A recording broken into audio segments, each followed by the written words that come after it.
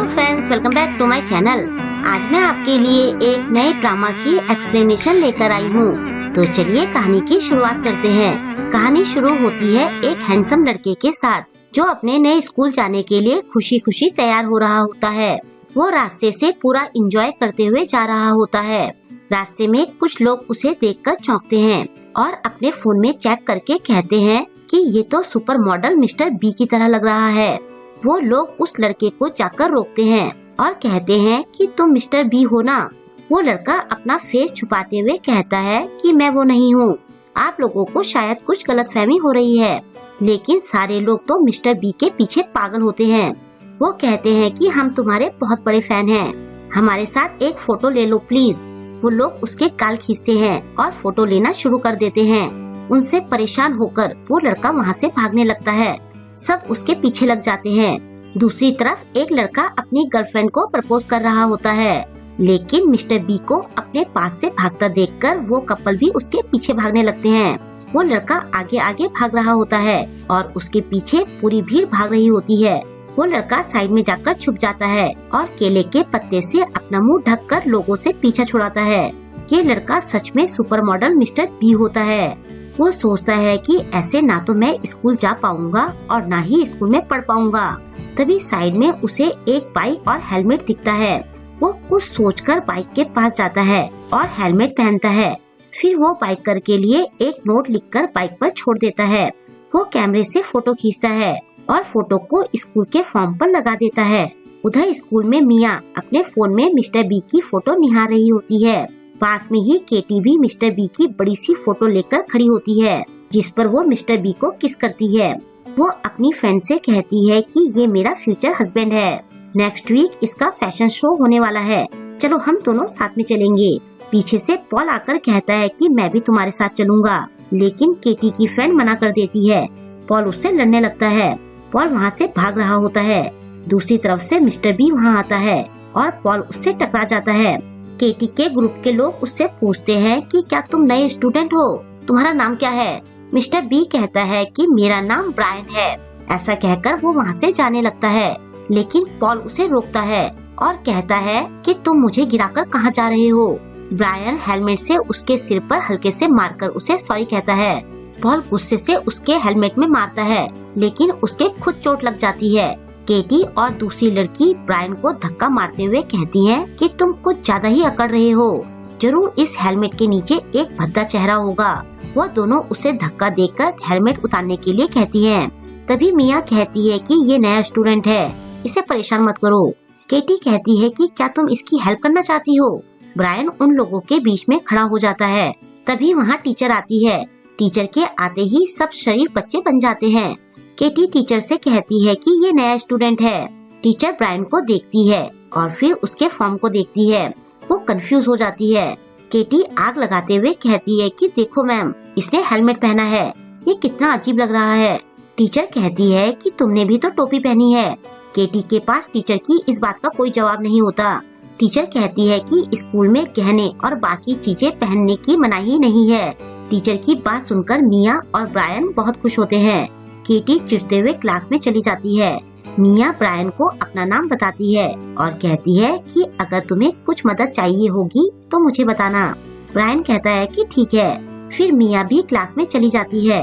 बेचारे ब्रायन को तो हेलमेट में बहुत पसीना आ रहा होता है। फिर वो भी क्लास में जाता है। क्लास खत्म होने के बाद जब ब्रायन जाने लगता है तो केटी का ग्रुप उसे फिर से एक बार पकड़ लेता है और अब वो जबरदस्ती उसका हेलमेट उतारना चाहते हैं।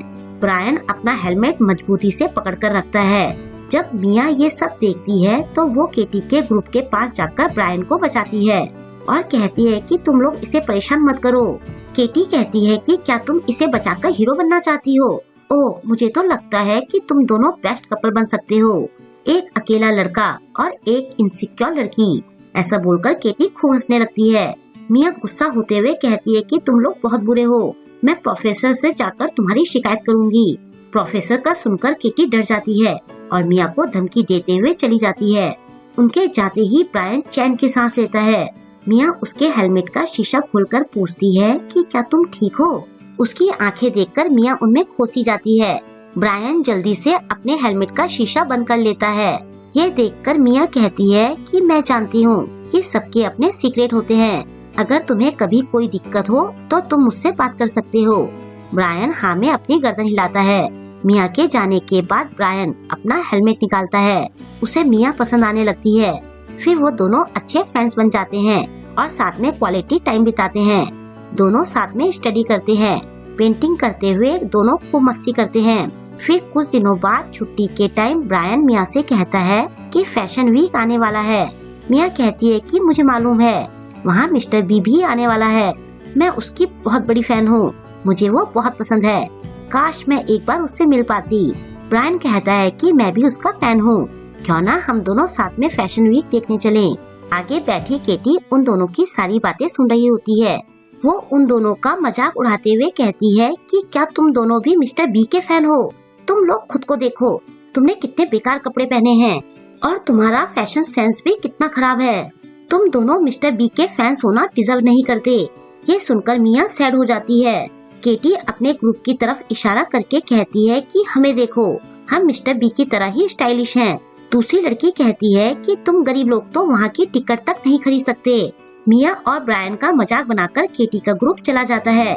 उनके जाने के बाद ब्रायन मिया से कहता है कि मैं तुम्हें अपना सीक्रेट बताना चाहता हूँ, लेकिन तुम्हें प्रॉमिस करना पड़ेगा कि तुम ये सीक्रेट किसी को नहीं बताओगी। मिया कहती है कि ऐसी भी कौन सी बात है। ठीक है, मैं किसी को नहीं बताऊंगी। ये सुनकर ब्रायन अपना हेलमेट निकालता है। मिस्टर बी को सामने देखकर मिया तो चौंक जाती है। उसे तो अपनी आंखों पर यकीन ही नहीं होता। वो खुश हो जाती है। वो कहती है कि क्या तुम सच में मिस्टर बी हो?